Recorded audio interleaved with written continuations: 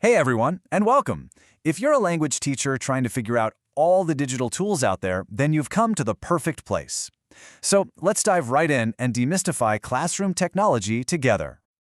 Just take a second and really think about that. What if the walls of your classroom could just vanish, giving your students a passport to a world of authentic language?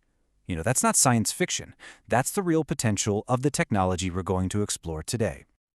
All right, so here's our game plan. We're going to start with how tech can seriously boost language skills, and then we'll take a look at our own attitudes toward it. After that, we'll break down a really powerful framework called the SAMR model, cover your first practical steps, and finally, help you build your very own digital toolkit. Okay, let's jump into Section 1, A New World of Learning. This is all about how technology can supercharge those 4 core skills we're always focused on in language acquisition. This is really where we get to go way beyond the textbook. For listening, you can ditch those old scripted CDs and let students hear real-world accents through podcasts or news clips. For speaking, they can use an app like Vocaru to work on pronunciation without any pressure, or even chat with actual native speakers on a platform like Tandem. Reading?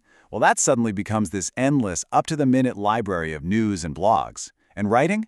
It's no longer a solo chore. It becomes a live, collaborative project on Google Docs, where they're writing for a real online audience. So now let's move into Section 2.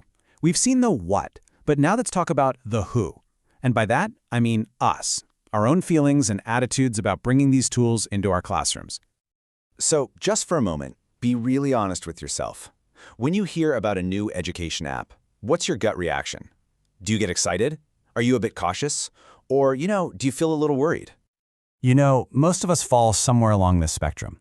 Maybe you're the technophile, always excited to try the newest gadget. Or maybe you're the pragmatist, thinking, okay, show me how this actually helps my students and then I'll give it a shot. Or maybe you connect with the technophobe, the person who's worried about the tech crashing mid-lesson. And here's the most important thing. All of these viewpoints are completely valid. And this perfectly captures that internal tug-of-war so many of us feel, right? On one side, you've got these incredible hopes. More student engagement, access to everything, preparing kids for the future. But on the other side, the fears are just as real. What if the Wi-Fi dies? Are my students just going to be on social media? Am I going to lose that essential human connection? Just acknowledging both sides is the first step to finding a really confident, happy medium. So how do we find that balance? Well, that brings us right to Section 3, the SAMR model. I want you to think of this as your personal guide map for bringing technology into your classroom in a way that's truly meaningful and purposeful.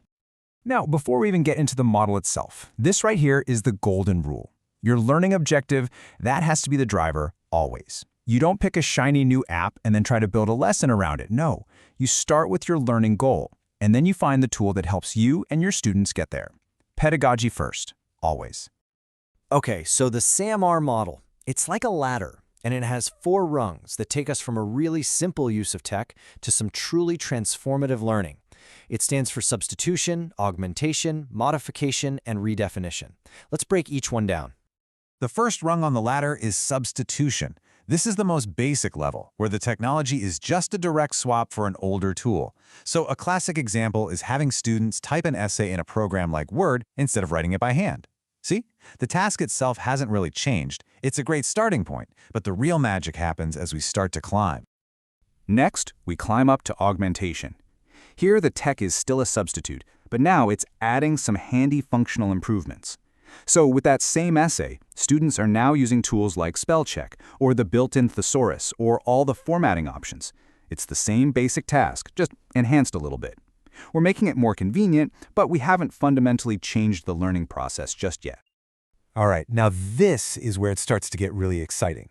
At the modification level, the technology actually lets us redesign the task in a big way. That essay is no longer the static, solo document.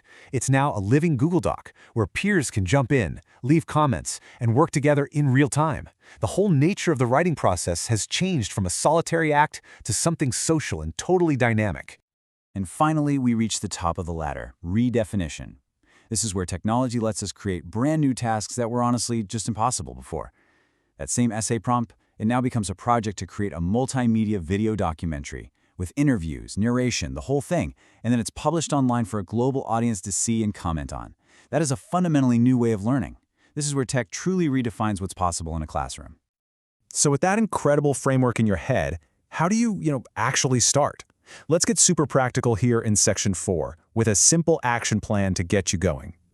Look, you don't need to completely change your entire curriculum overnight. First, just start small. I mean it. Pick one single lesson or even just one activity. Second, choose one tool, maybe something versatile like Padlet or Google Forms, and just focus on getting really comfortable with it. Third, and this one is so important, always have a plan B. And fourth, get your students involved. They're often amazing at troubleshooting, and it gives them a real sense of ownership. I really can't stress this enough. Always ask yourself this question. Having that non-tech backup activity ready to go isn't a sign of failure. It's the sign of a smart, prepared professional. And trust me, it takes away so much of the anxiety. All right, we're on to our final section, building your digital toolkit. This is all about getting geared up with those fundamental skills and apps you'll need to feel confident. So here's the key takeaway for this part. You do not need to be a coding genius. You just need some core digital literacy. Can you comfortably create folders and save and find files? Do you know the basics like restarting a device or checking the Wi-Fi connection? And do you understand the core ideas of online safety? If the answer is yes, you have all the foundation you need. And this is a fantastic place to start building out your toolkit. Just think of it as your app stack. Try to get familiar with just one tool from each of these categories. Something for presentations, like Google Slides. A tool for collaboration, like Padlet. An app for quick quizzes, like Kahoot. And a platform to keep it all organized, like Google Classroom. Honestly, this simple stack can cover a huge range of activities you do every day. So I'll leave you with this question. Thinking back to that SAMR ladder, from the simple substitution all the way up to that mind-blowing redefinition, what new, amazing task, something that was once completely unimaginable, can you now empower your students to create? The possibilities, they really are endless.